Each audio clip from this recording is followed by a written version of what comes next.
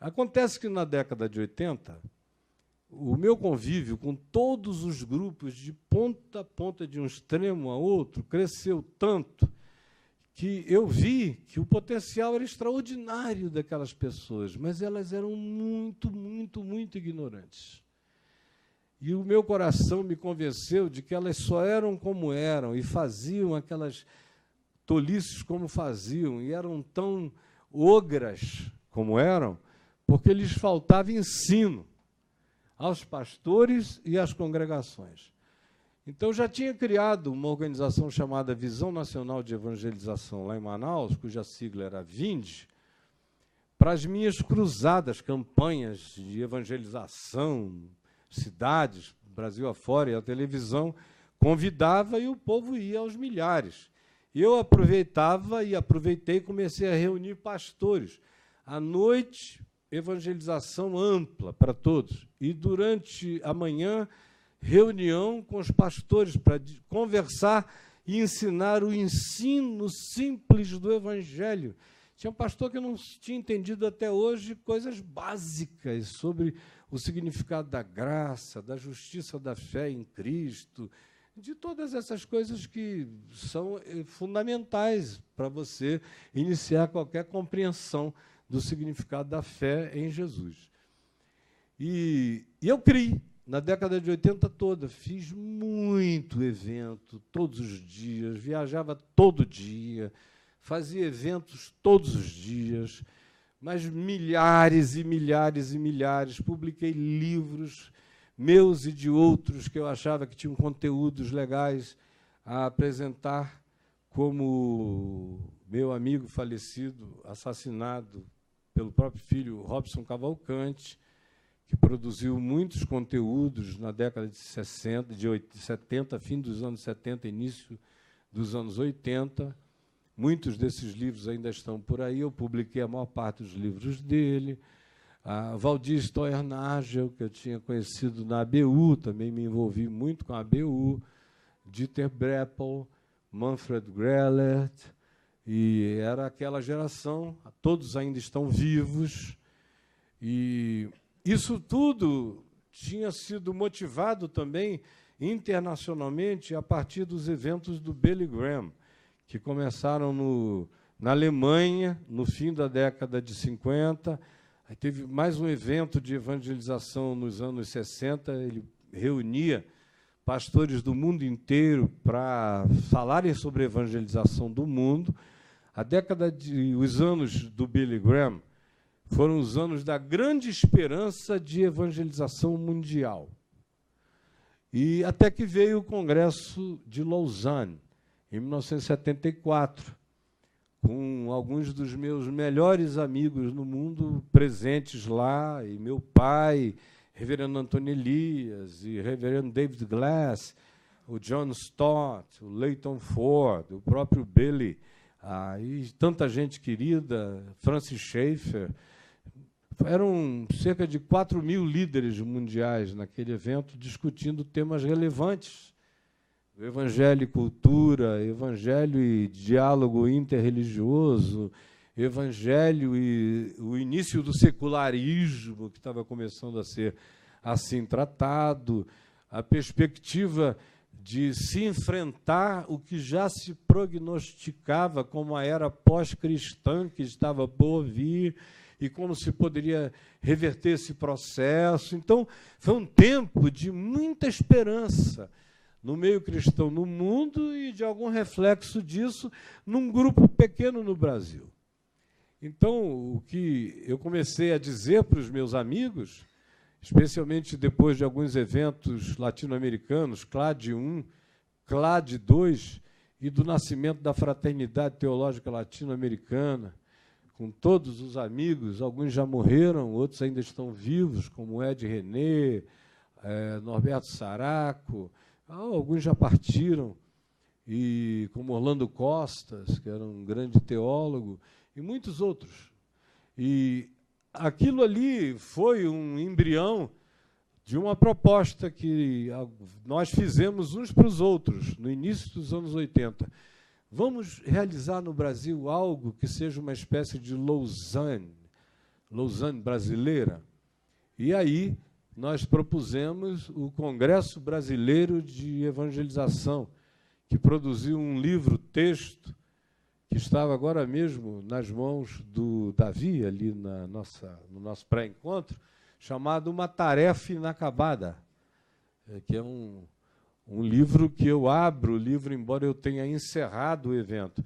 Nós ficamos 1 ano e meio a 2 anos nos reunindo, sob os auspícios financeiros da Visão Mundial, e por causa do meu amigo Manfred Grellert, que era então o presidente, dava toda a cobertura, e aconteceu o Congresso Brasileiro de Evangelização, que terminou no dia 31 de outubro de 1983, no Mineirinho, em Belo Horizonte. Eu fiz esse encerramento, era apenas um jovem de 28 anos de idade. Vieram para o evento todos os presidentes de todas as denominações do Brasil.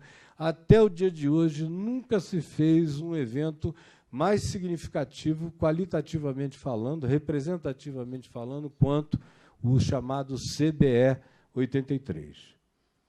Quando o CBE aconteceu, eu já vinha fazendo esses encontros de pastores, como eu falei para vocês, mas o CBE deu uma força enorme e provocou uma demanda no coração dos pastores de continuidade.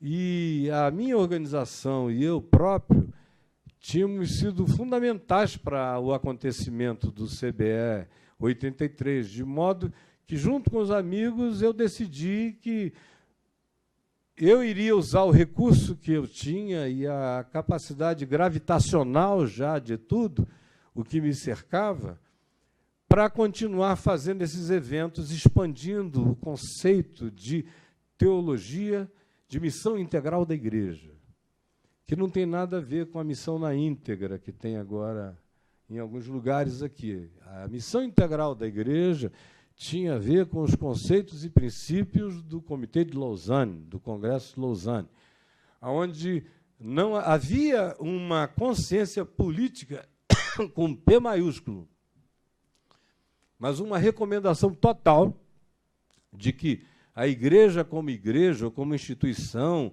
ou as missões vinculadas à igreja, não defendessem, não levantassem nenhuma bandeira partidária para não dividir, não cindir o processo inteiro.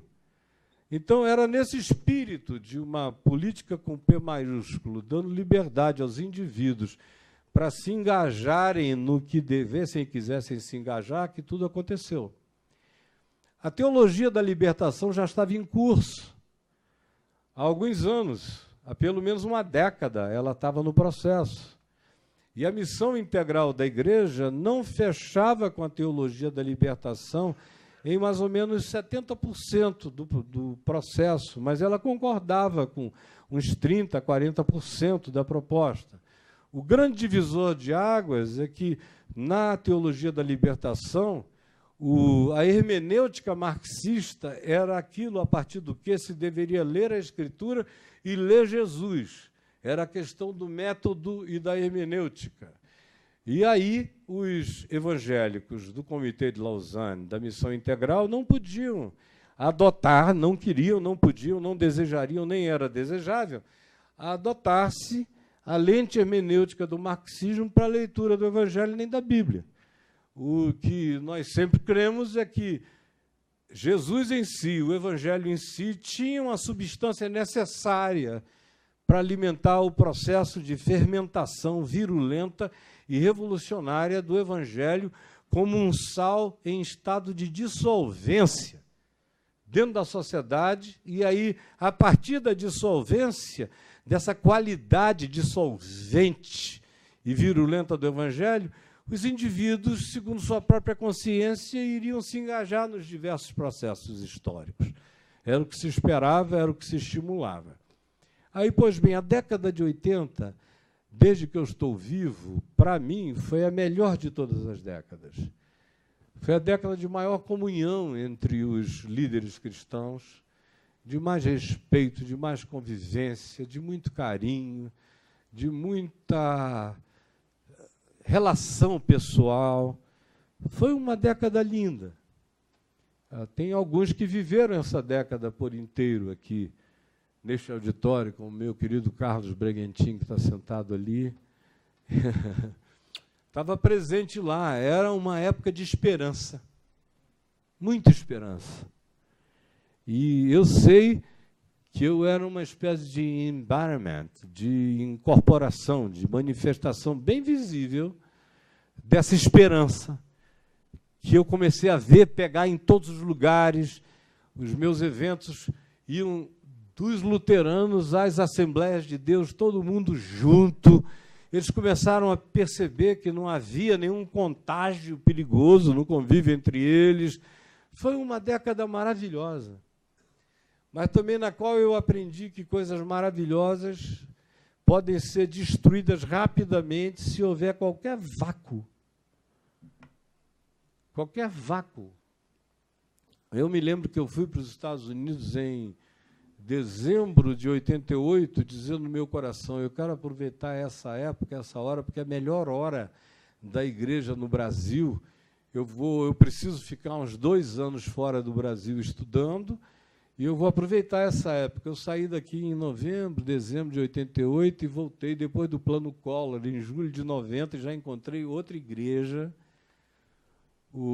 A explosão do neopentecostalismo, com as rádios da Universal, com a TV Record e com as estratégias do Macedo, que são estratégias super bem elaboradas. Ele tinha que ganhar um prêmio Nobel de marketing, porque de fora vocês não conseguem compreender a engrenagem lúcida do que ele montou ali, e que é o que mantém isso funcionando como uma das maiores multinacionais que o Brasil já produziu. Então, de repente, em 2 anos, houve um abismo.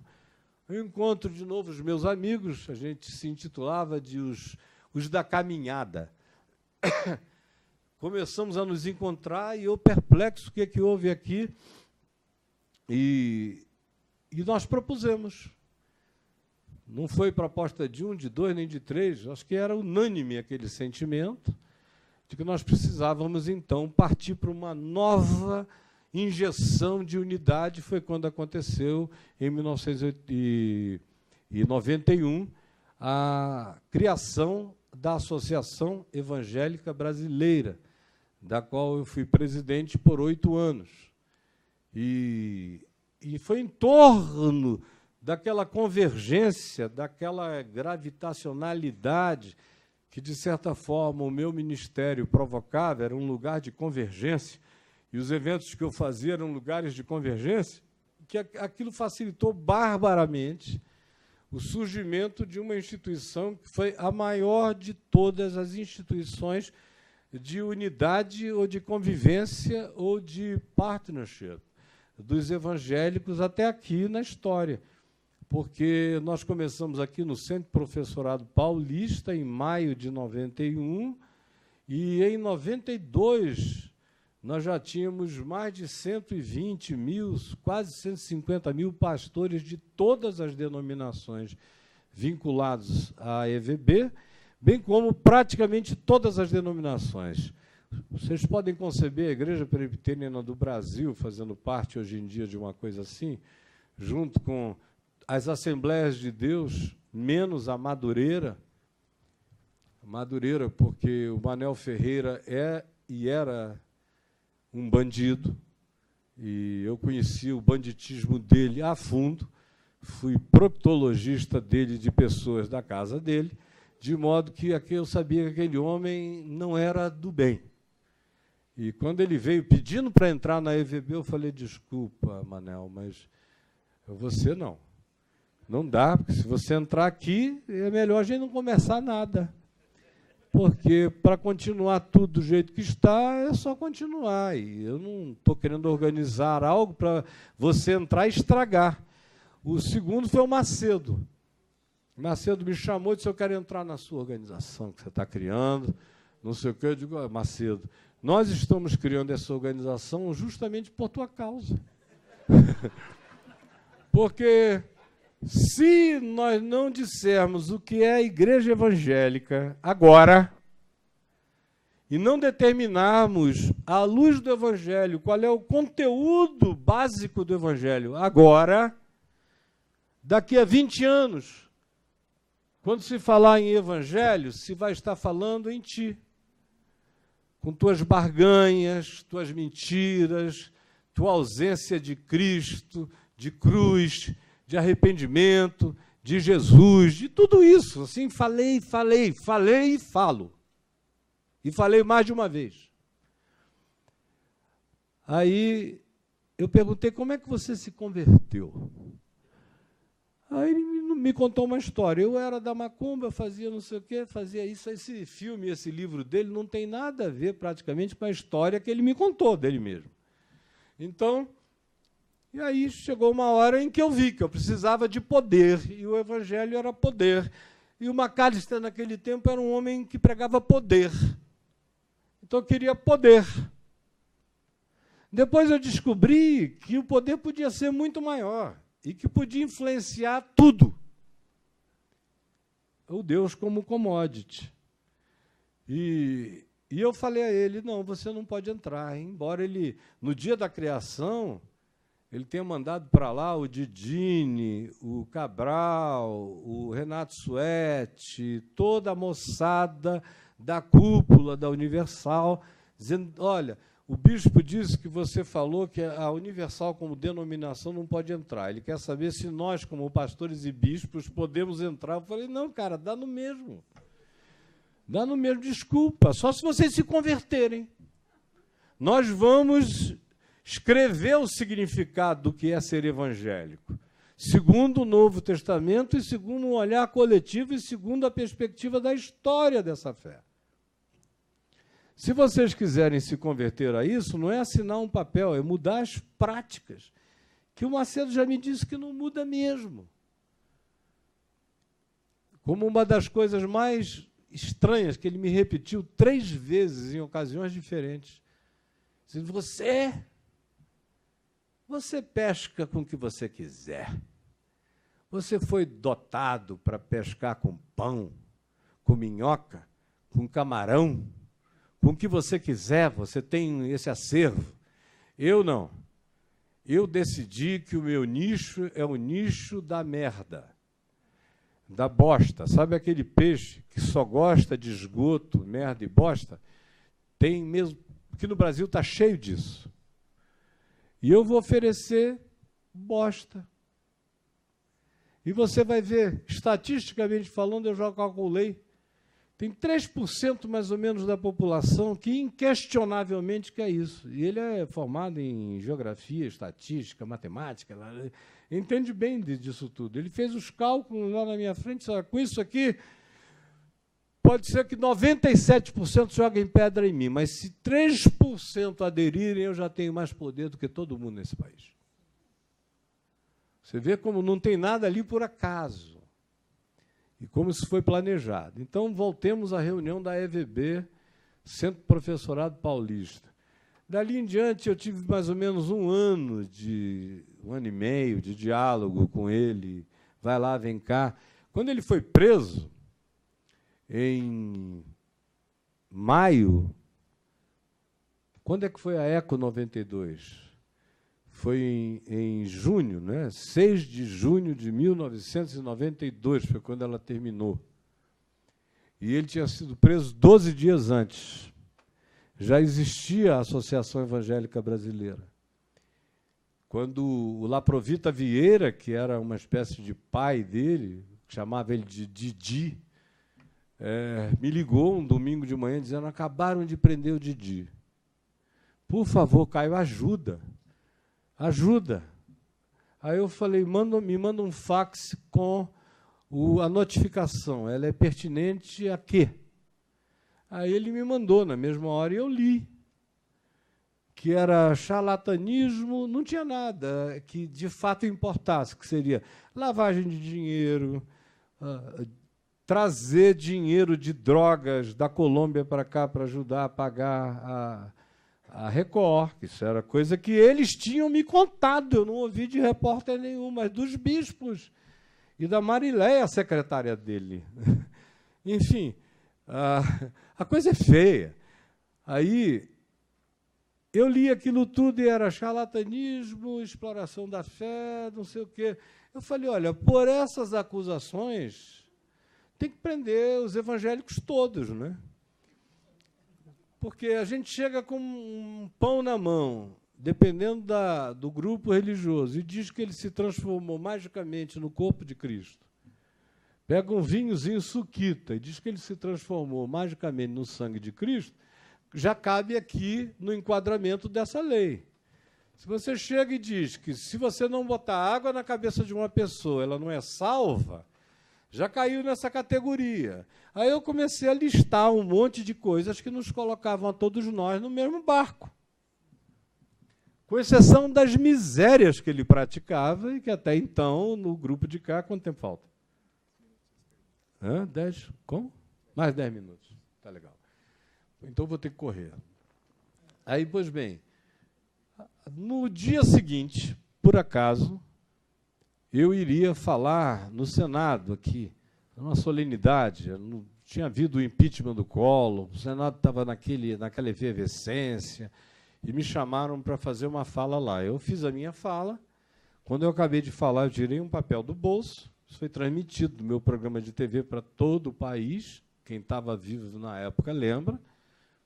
E eu li todos esses arrazoados e disse, ó, se for por isso, prendam-nos todos. Porque vocês não se concentraram no que importa. O que importa seria que ele explicasse isto, aquilo, e que não coube dentro desse processo. Portanto, eu gostaria que vocês advocassem a causa da libertação dele. Ele foi liberto, ficou amargamente grato a mim. Foi assim uma infelicidade enorme para ele que eu tivesse feito parte, de modo tão decisivo, da libertação dele na cadeia. Aí, no dia 6 de junho, nós tivemos o tal do Celebrando Deus com o Planeta Terra, que era a resposta dos evangélicos à ECO 92. E a resposta não era por causa da discussão de sustentabilidade, de ecologia e de preservação do meio ambiente, não. A questão dos evangélicos é porque tinha havido um fórum paralelo onde todos os esotéricos do mundo tinham se reunido no aterro do Flamengo e os evangélicos ficaram com raiva da ECO 92 por causa do evento paralelo, que não tinha nada a ver com ela. E fizeram Celebrando Deus com o Planeta Terra. E me pediram para ir pregar, e eu fiquei quase 6 meses dizendo não todo dia. Não entro nessa, isso é horrível. Eu fico com vergonha de participar disso. Aí foi, até que na última hora, meu amigo reverendo Guilhermino Cunha, da Igreja Presbiteriana, falou, pô, Caio, não faça isso, prega só o evangelho, esquece a loucura deles. Aí eu fui e preguei, reuniram lá 1 milhão de pessoas, mais ou menos, e o Macedo agarrado assim num poste ao meu lado o tempo todo, tem filme, fotos de tudo, ele ali, parecia que estava em outro lugar, meio apertado. O Silas Malafaia, garotinho, em pé assim, segurando o microfone, ele ainda era bem jovem, e nem era conhecido ainda de quase ninguém. Pois bem, de 92 para frente, a Associação Evangélica Brasileira estava presente e eu fui vendo que eu tinha entrado na maior furada da minha vida, por 2 razões. O grupo da caminhada só conseguia andar com eles mesmos, era um grupo muito elitista. E o outro grupo, que era um grupo mais popular, não conseguia, de modo algum, abdicar daqueles processos de Deus como commodity. Quando chegou a hora da grande divisão, aí por volta de final de 83, início de 84, que era o manifesto estava pronto, e todos os membros da EVB, pastores e instituições, iriam assiná-lo. E qual era o argumento? Se isso não acontecer agora, o que a gente designa como evangélico vai ser, dentro de alguns poucos anos, no máximo 20 anos, uma sigla de propriedade do Edir Macedo e dos neopentecostais, e vocês vão ficar a reboque para sempre disso aí, Porque eu não pretendo fazer parte de uma coisa tão nojenta quanto essa. Não pretendo mesmo. O meu chamado foi para o Evangelho e não para entrar para uma das máfias mais sórdidas que eu já conheci na vida. Aí chega o dia, a semana, reverendo Luiz Wesley, que hoje é professor no seminário dos metodistas nos Estados Unidos, no norte dos Estados Unidos, era o meu secretário na EVB, começou a ligar para todos os líderes mais importantes. Ó, fulano, estou te mandando o fax para você assinar e mandar de volta.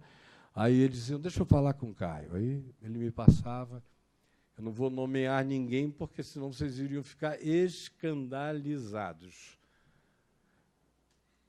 Todos eles me disseram praticamente a mesma coisa, e alguns não tiveram coragem de falar comigo ao telefone, me mandaram faxes que documentam isso até hoje, dizendo, Caio, mais ou menos a mesma coisa. Caio, o que você está ensinando, o que você pretende, o que nós cremos, é isso aí, está certo. O único problema é que não dá certo. Financeiramente falando, eu vou perder 50% das minhas arrecadações se eu assinar esse papel. Por quê? Porque naquela altura a Igreja Batista já tinha 50% de pessoas contaminadas por isso, a Igreja Presbiteriana, as Igrejas da Assembleia de Deus, todas, elas já eram todas neopentecostais e seus pastores não queriam admitir. E, conclusão, ficamos eu, Guilhermino e mais uns 50 que assinamos no meio de quase 150 mil pastores e todas as denominações. Uma coletiva de imprensa, me lembro nitidamente de um repórter da TV Bandeirantes que esperou a mídia toda sair, e quando ele ficou para trás, veio para mim e falou, escuta, reverendo, você não tem medo do que esse pessoal vai fazer com você, não? Se você der um vacilo, eles vão te comer vivo. Você é uma criatura indesejável. Eles só te amam porque o povo te ama. No dia que você der uma oportunidade, eles vão te devorar. Eu falei, eu não tenho a menor dúvida disso e também não tenho medo de nada, nem da soma deles todos, nem de coisa nenhuma. Isso foi 93 para 94. Eu esperei e assisti, entre 94 e 98, o crescimento desse esfacelamento. Quando nós chegamos em 98, eu comuniquei a todos eles, de várias formas diferentes, que eu estava me desligando da igreja evangélica. Aproveitei que eu estava me divorciando e sabia que o grande problema deles não era com o meu divórcio, mas o grande problema deles era eu me divorciei. Antes de me divorciar, mandei carta para todas as instâncias de tudo aquilo ao que eu estivesse vinculado, dizendo que eu estava me desligando, porque eu não cria no futuro do que estava sendo proposto ali, além do que eu estava fazendo um processo de divórcio, e por esse processo eu queria e me declarava inviabilizado para a continuidade da caminhada com todos eles e com todo mundo, e, sobretudo, porque o que eles designavam como evangélico deixaria de ser definitivamente por causa da atitude covarde do grupo todo. E me desliguei. E assisti, de 98 para cá, esse processo. Primeiro, de modo muito existencial, vendo as coisas caírem, as colunas, aquele terremoto, aquela coisa se degradando diante dos meus olhos todo dia, até que eu tinha decidido ficar quieto, até que em 2003 eu não aguentei mais. Em 2001 eu fiz o Café com Graça, em Copacabana, que era uma coisa aberta e era para amigos de pecadores, publicanos e meretrizes. Era um lugar extraordinário o Café com Graça. Em 2003 eu iniciei meu site, e o site levantou todas as questões que a igreja não queria tratar.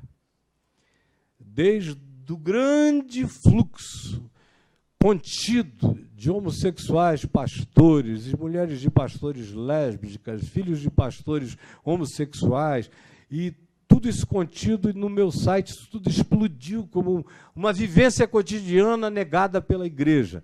Aí eles foram ficando loucos, porque por aquele canal extravasavam-se todas as coisas que eles não queriam tratar. No entanto, você pergunta, melhorou alguma coisa? Do ponto de vista institucional, não. Mas, hoje em dia, a segunda maior denominação evangélica do país é o que a instituição religiosa decidiu designar como os desigrejados, que já são 17 milhões de pessoas. São pessoas que querem o Evangelho, querem Cristo, querem o ensino, só não querem mais participar da maçonaria da instituição religiosa, nem ter vínculos associativos com isso. De modo que a igreja evangélica vai permanecer no Brasil e no mundo ainda por muitos anos. Enquanto continuarem a nascer pessoas deseducadas, burras e alienadas, a igreja evangélica tem futuro. Grande futuro.